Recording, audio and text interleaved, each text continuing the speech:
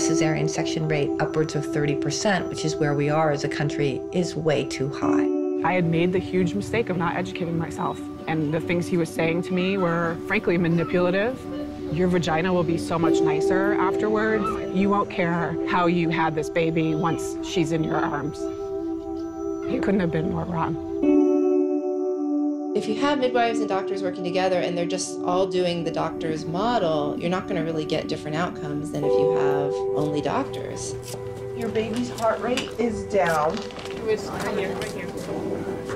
I'm starting to have pains and it's getting more difficult. I can't sleep at night. This could be false labor. You're better in the long run if you just let your body go into labor by itself. You train for months, spiritually, psychologically, certainly physically, for a marathon. Giving birth is the most athletic thing a woman can do. Why wouldn't you train for that too? For first-time moms, they can be uncertain about how to prepare for taking care of a baby. Keep your legs open. It's okay. But really being able to connect with other women who are doing this exact same thing at the same time is so powerful to normalize what they're experiencing. Let your baby come. We chose to go with a midwife because we didn't look at pregnancy as this big, huge medical issue, and the midwives don't treat it as such. My body knows how to do this, and it was the ultimate revenge on this provider who had told me that my body wasn't meant to do this. Well, yeah, actually it is. It's so meant to do this, and I know that now because of this birth.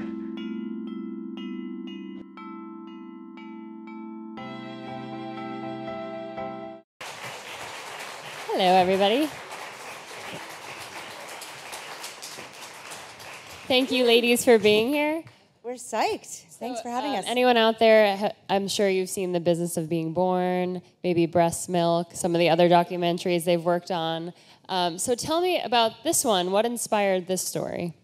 Well, Brigid, this is her baby, her third baby.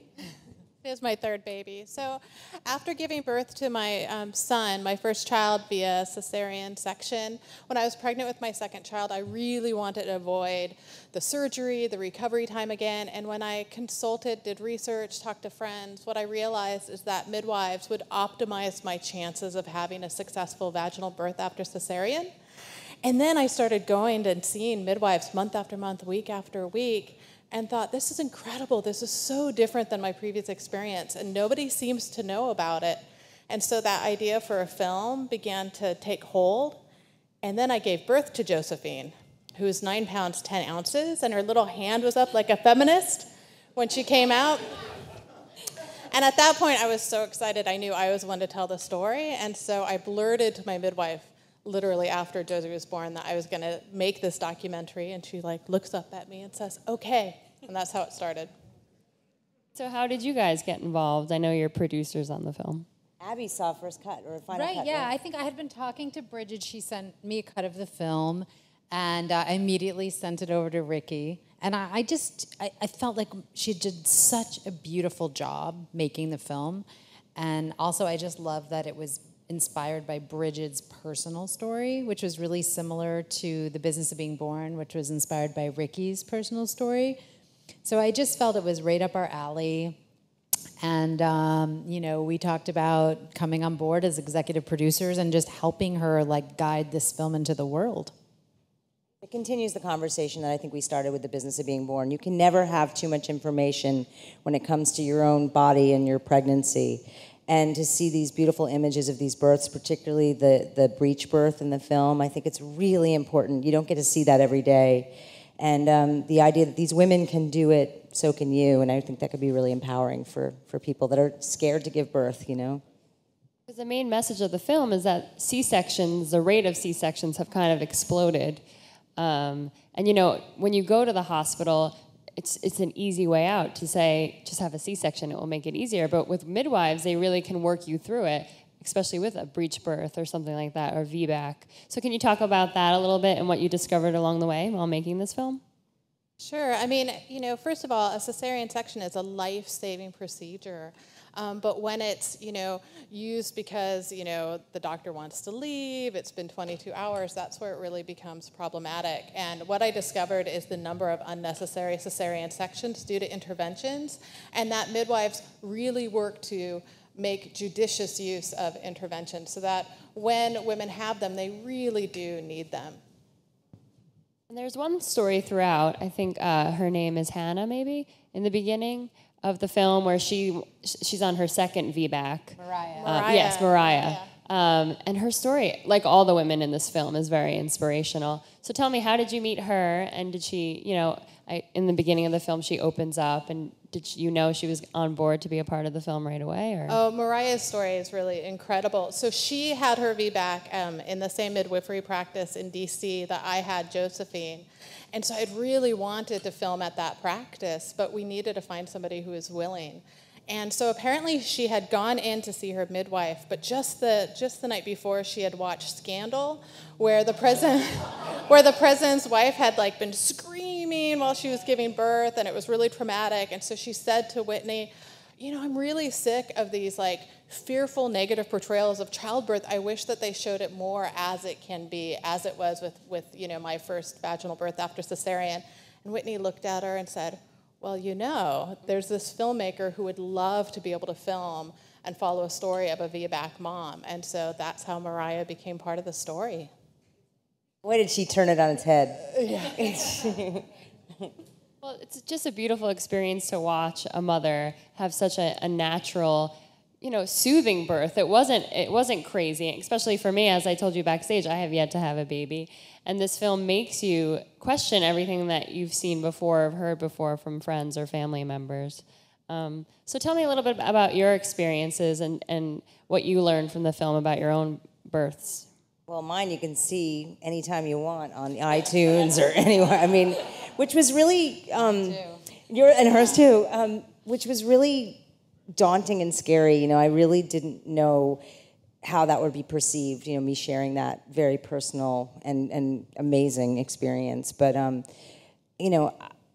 I wouldn't have it any other way now looking back on it. It was incredible, and it stays with you. I mean, the great thing is that when you can be empowered during the process, when your body is respected, wherever you give birth, however you give birth, but when you're honored and your choices are respected, that level of achievement and empowerment can stay with you through other areas of your life, and it really has for me. My baby that, I had in the business of being born is 14 years old now.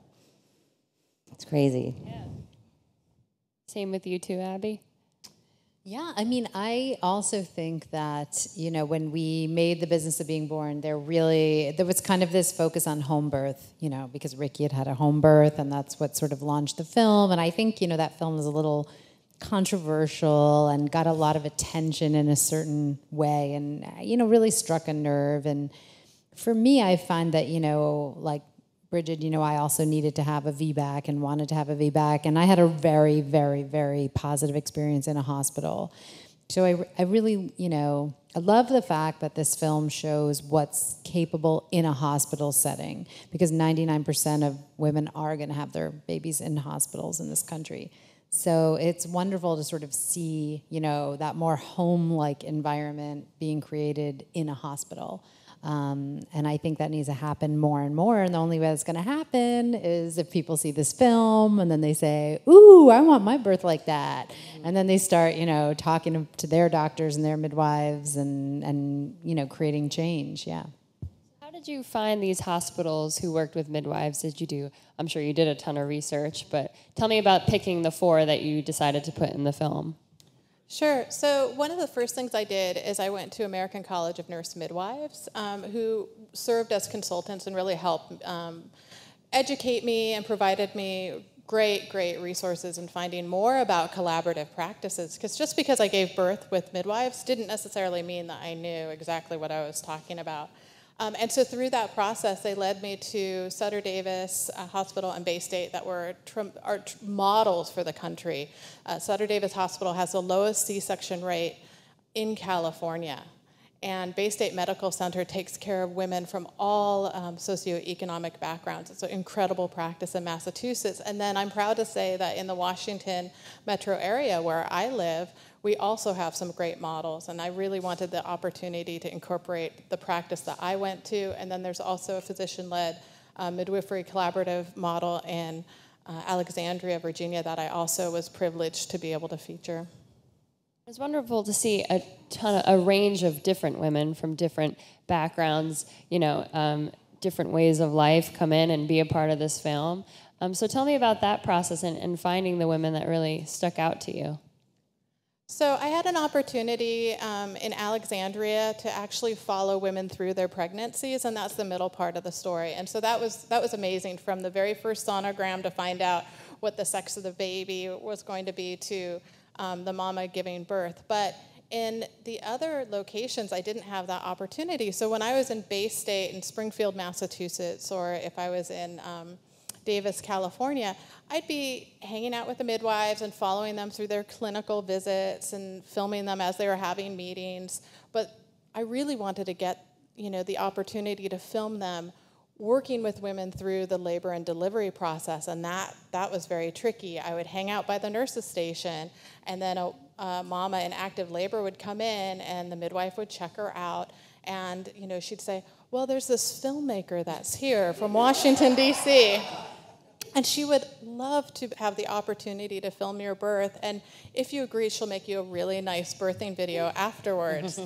And shockingly enough, that was not a great pitch. I made a lot of visits to these locations over 2 years. But, I was able to film some incredibly empowered births. And I think the reason why I was able to get such incredible access was because the women had so much faith in the midwives. And it was because they had faith with the midwives that then they had faith in me. I love that in the film, midwife means with women. And it touches your heart to see these women grow so close to these women who have been with them through their whole pregnancy, which is a special thing because not always you see the same doctor throughout your 9-10 months of pregnancy. So tell me about getting to know some of the midwives a little more through the process. And I know you worked with one who actually is in the film. She helped deliver your baby. Yeah, so of course I had to film with Whitney because she was the one that caught Josephine for me. But she actually came in later in the process. I first actually began filming some amazing midwives in Alexandria and then in California. As well as in Springfield. And I think what I found the most remarkable about working with them is how dedicated they truly were, that they lived it, that this isn't just a profession that at the end of the day they just go home, but this really is a calling. So to give you an example, we have this amazing vaginal breech birth that's shown in the film, and it's actually caught by a doctor because the doctors do the delivery of breech babies. And what's unusual is that statistically, delivering breech babies, if the conditions are correct, vaginally versus cesarean, the statistics in terms of safety is about the same. What is problematic about it is obstetricians aren't trained to catch vaginal breaches. And so that's actually something that's fairly uncommon. And hopefully this film will start to spur a conversation so that there's more training out there. So we knew that this mama was coming in active labor and that the doctor was going to catch the baby. But the midwife who had been working with her for 36 weeks up until the point that she found out that her baby was breech was actually just about to come off call. She was just about to go home. She has a young child, and she stayed. She stayed. So she continued to work. She held her hand. She rubbed her hair. She supported her through the entire process and stayed there and played with the baby and hugged her and everything afterwards. And that just shows the enormous love that they have for their profession, that going above and beyond is just part of what they do. It's part of who they are. It's the security you feel. I couldn't imagine a doctor just leaving me in my time of need like that. And it's proof that they became friends and they had a connection on their own. And it was a beautiful scene in the movie. Very graphic, but for all of you who haven't had a baby, I'm like, oh, I don't know if I can do this. Well, a C-section is even more graphic, But the film shows that, there are times when you need to have a C-section. Absolutely. It's not like you're just pushing the natural birth all the way, but there's certain circumstances when it's needed. Healthy baby, healthy mama. Exactly. Yeah. So tell me and other women out there who haven't had children yet, why should I choose a midwife, or why should I, be a part of this collaboration with hospitals and midwives, maybe? I mean, I'm in love with the profession, and in fact, we were shooting earlier at her OB and midwife office, and I said, Sandy Woods, is she still around? She's my midwife for my older son. You have this bond with them, and that midwifery model of care where you really do get to know your practitioner or the office, the group of midwives, and they really get to know you and your birth plan and, your family, and it's just a very unique, special relationship, and I'm all for, when it's a low-risk pregnancy, to seek out midwives. They're very special, and like Brigid said, it's a calling. It's not just a profession, and I'm so grateful to them. Touch on that a little bit in the film, a young midwife in training and what she has to go through and how they teach, their students, which is another nice moment in the film. There's a ton of them. But what do you hope people, watch the film, and what do you hope they get out of it? I mean, I hope that they see that, midwives, it's not some sort of like paraprofessional or something less than a doctor. I think what you get with midwifery care is you get basically like the full service. Like you can do any kind of birth you want with a midwife, any kind. If you would like pain medication, they will give you pain medication. If you do not want pain medication, they will not, they will do whatever you want. That's what they're there for. The only one thing that they do not do is surgery. And they will try to do everything they can to avoid that. And if they can't, then they will hand you off to a surgeon, and they will be in the OR with you, and they will still see you through the whole process. They just won't be the person holding the scalpel. And that's really, really unique. And, I just think we've all had babies here in two different ways, and I can't stress the difference of showing up at a hospital and just seeing stranger after stranger and nurse and who's on call and I don't know in that really vulnerable time, rather than showing up and the first person you see is that midwife who you've been with, or usually it's like a group of midwives, who you've been with for the past 10 months, and that's the person you see, that familiar face. And it's a huge, huge difference. And then I think that you can then go on and have midwifery care like for the rest of your life, and for menopause and that's what they're there for. They serve women for their entire fertility cycle. And, I think they're really underused and undervalued.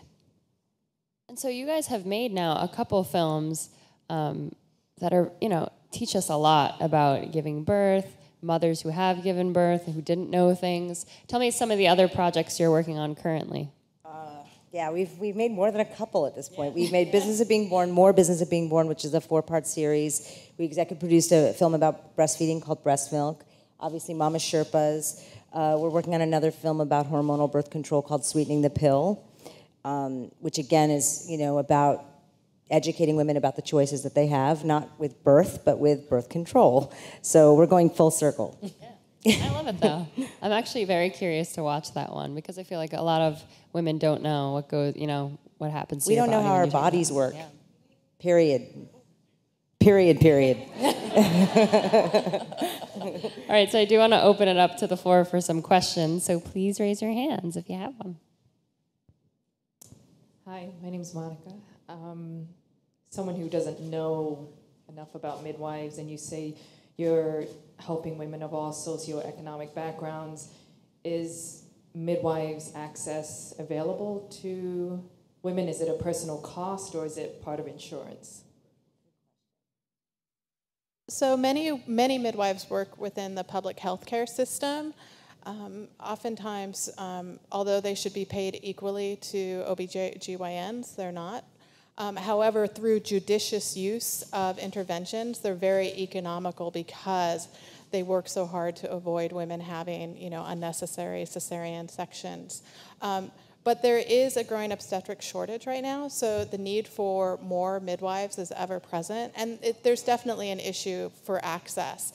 There's an issue in terms of getting insurance reimbursement, depending on what practice you're going to, what hospital, where you live. There's also issues with midwives being able to practice independently without obstetrician supervision. So there's still about 7 states in the country where midwives still have to practice under the auspices of obstetrician supervision. So this is a work in progress, but there's still much to be done. Oh, right here. Hi there, hi. Could you talk to us maybe about some of the dangers of having a C-section that maybe most of the public is not familiar with? Sure. We can both talk. I'll start. Yeah. I mean, first of all, let me say that, I've had a C-section, and mine was a very necessary experience. So, C-sections can be an extremely important life-saving intervention. And as we know, there are countries right now that the C-section rate is far too low. And it's really dangerous because it's so low and women aren't getting access to cesarean section. So, but generally the World Health Organization says that C-sections should be at about 15%. And once they start going above 15%, that's when you start seeing adverse effects. So instead of becoming life-saving, you start seeing more adverse complications for mother and for baby. There's a lot of obviously you can have bleeding, scarring, hemorrhaging, anything that can happen in any major surgery can happen. Infections, but then also obviously for subsequent pregnancies, you have a little bit more of a risk than for the placenta not attaching properly because of scar tissue. So generally it's a very safe surgery, but those are some of the dangers. Sometimes there's a lot more difficulty with breastfeeding. You can have delayed, bonding. Like in my case, because my baby was in the NICU, I wasn't able to see him for like 2.5 days because I'd had a C-section. So it's generally, I think, it's a surgery, and it's really. Did I miss anything? No, and I think just with recovery time, I was going to have a 4-year-old and a newborn, and I just could not imagine somehow trying to recover. With my first child, I couldn't change his diaper. I couldn't bathe him because You can't laugh. You can't laugh. I couldn't bend over, and I just couldn't imagine going through that again. And if you don't have to, then why? Hello, how are you guys doing? Good. I just wanted to know if did anyone oppose you guys putting together this project, and if so, how did you handle it? With this project, did you have any opposition?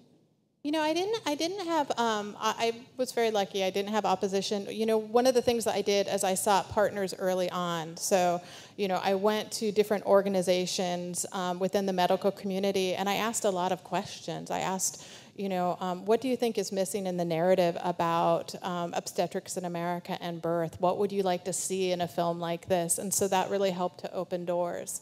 But I will say that, part of this conversation is that hospitals still have a lot of policies that are not pro-women and baby, but are really built around being risk adverse and insurance policies. And so as part of that, I did go to some hospitals where I thought that they had great midwifery models, but the hospital administrators did not want to take the risk of somebody coming in and filming. Any other questions out there? Don't be shy, raise your hands. I think a lot of the misconception too is that midwives are always, at home, or it's an at-home birth, right. Which now this collaboration between hospitals and midwives is where I hope the future is going, because a lot of people get nervous to deliver at home, or water births, but you have every kind of birth possible in the film that people can see how it works. Yeah, and I have to say that part of the genesis for this film was because I was so excited about midwifery care when I was pregnant. I told all of my colleagues, and we're all a professor at American University in the School of Communication, and we're just a bunch of comm nerds. And so again and again, I would communicate to them about this. And At the end, as I was about to go onto maternity leave, one of my good friends was like, "Good luck with your home birth." And I was like, that's not what I've been talking about for 6 months. And so then I was like, okay, Bridge, we're going to see how this goes, but I think you may have to do something about this. Yeah, but I do think you do, going back to your question, the last question, there's a lot of pushback in this world, for sure. And Ricki and I received tremendous amount of pushback at the beginning with the business of being born. And, part of that is kind of economical because you're sort of threatening somebody's profession. If you're saying, oh, obstetrics isn't cutting it, you're not good. You're not giving women what they need. I mean, that's threatening, I think, to a whole profession, feeling very defensive.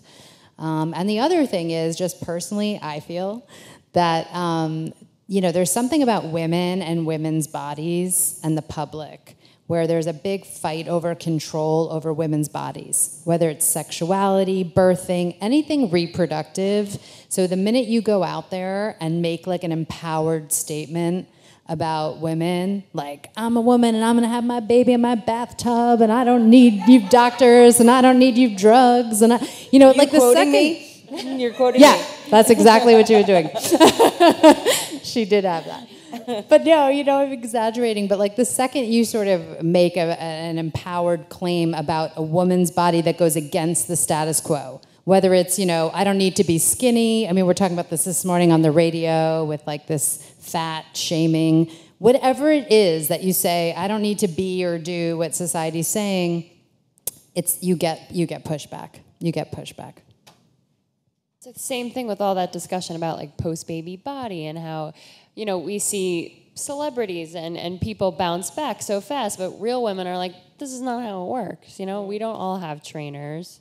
And you should be able to be open and honest with your own experience as a woman and how you deal with things, which is That's clearly what we've chosen to do. I'm as honest as they come, Which is great. Flaws and all. Yeah. Anyone else out there? Yep. Hi. All right. So then what do you think would be the best scenario in a hospital? Sorry. Go ahead, Bridge. Having midwives working collaboratively with doctors, having that whole conversation happening and having women have the opportunity to have the midwifery model of care, which is being with them and assessing what they need and providing them with informed choices. And I love what you said earlier, Abby, about, the fact that you're not sick. When you're pregnant, that doesn't mean you need a wheelchair wheeling you in and out of a hospital. You're not sick. Unless you have a high risk and you have something, medically necessary where you need, intervention. But to treat women like they have some sort of illness when it's a natural process, that would be nice if we changed the idea around that. Hi, I was just wondering, you were talking about pushback. What's it like when you go to the hospital and have a midwife come with you? Do you get the same amount of respect as you do if you're there with an obstetrician? I mean, it depends. Like I had to transfer with a home birth midwife into the hospital, and you're definitely, I think we even have a line in The Business of Being Born where he says, oh, they're going to treat you like a leper. Absolutely. But if you're in the hospital with a midwife who has privileges at that hospital, so meaning she's on staff there, or maybe she's a home birth midwife who has transfer privileges, so she's able to transfer any patient, absolutely not. The nurses, the whole system, I mean, they're regarded as, exactly the same as an obstetrician in terms of delivering a baby. Any other questions out there? Well, I have one last question about what is your hope for the future now with midwifery and hospitals collaborating? Are you hoping that this film might spark a few more people to go, maybe we should have more of these around the country? Absolutely, that this film sparks a conversation advocating for midwives and doctors to work collaboratively, that hospitals begin to open their doors to this kind of collaboration, and furthermore, that this film really does a beautiful job of normalizing birth so that it's beautiful and lovely and quiet. And I'm hoping that women have more positive birth stories to share. You know, we've all heard the scary ones. You know, it is incredibly powerful for a woman to hear a great birth story, whether it's in a hospital, at home, with drugs, without, but to hear that she was empowered during the process really can feed the next woman who's scared of giving birth. You know, I mean, I think this film and The Business of Being Born are great tools for women who aren't even thinking of having children yet, like yourself. You know, it gets you thinking that what is possible. Yeah, and we need midwives. This isn't just a luxury thing. Okay, everywhere midwives go, the C-section rate goes down. The rate of interventions goes down. We did a screening yesterday in Washington, D.C. It is absolutely scary. Like, if you're an African-American woman in Washington, D.C., your risk of a C-section is double, they were saying. You have a 60% chance of a C-section walking into the hospital. So there are certain communities of women that are much more at risk. And you absolutely, we need midwives. We need midwives in the system. We absolutely do. So tell everyone out there, here and on the live stream, where they can watch Mama Sherpas. You can go to themamasherpas.com. We're also on iTunes, Amazon, Vudu, Google Play. So just go to your streaming service, and we're there. Well, thank you guys for being here, and everyone should check it out. It was great. It was awesome. Thank you.